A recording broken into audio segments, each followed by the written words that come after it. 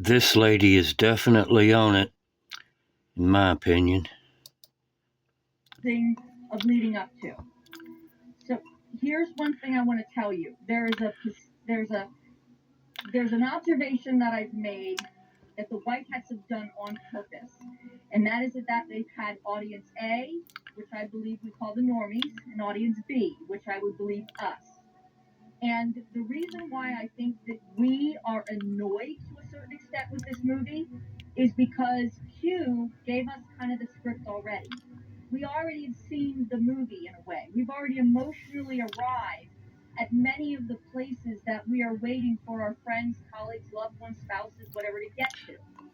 And when you run into people who don't want to hear what you have to say, it's like, have you ever been to the movies with someone that's already seen the movie? Do you want them to tell you how it ends?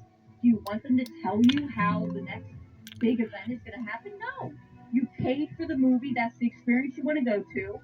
The audience, in order to be able to believe on both sides, on us too, because I think at some point the writers of this movie are going to bring both audiences together. We're going to be rooting for the same team.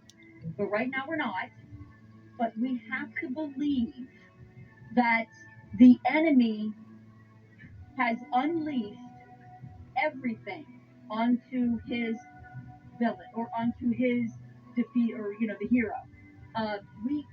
We know some of the things that the enemy has in his quiver, and they're horrible. The normies are just starting to see that. They have to get to a point through this part of the third act to where that enemy unleashing all he has on the field, because if he doesn't, then it doesn't feel believable when the hero defeats him. And on the other hand, the hero has to defeat him with something that we never really saw coming, but when we think back, oh yeah, that made sense. Oh yeah, he did talk about that. Oh yeah, he did possess that skill, and we kind of blew it off. But it's got to be something that we really are like, wow, that was brilliant. We never really saw that coming. That's the only thing he could have done to defeat the enemy in order for us to believe it. Otherwise, we're like, that's really vapid. So I just think about what we've learned, what we know, what we've heard about what Trump is doing, kind of hinting at, might give us an idea that we're going to be in for one hell of a wild ride, guys.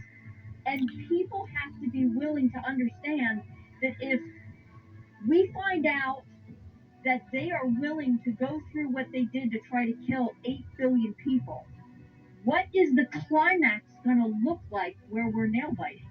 And here's where I think the change is going to happen when they bring the two audiences together.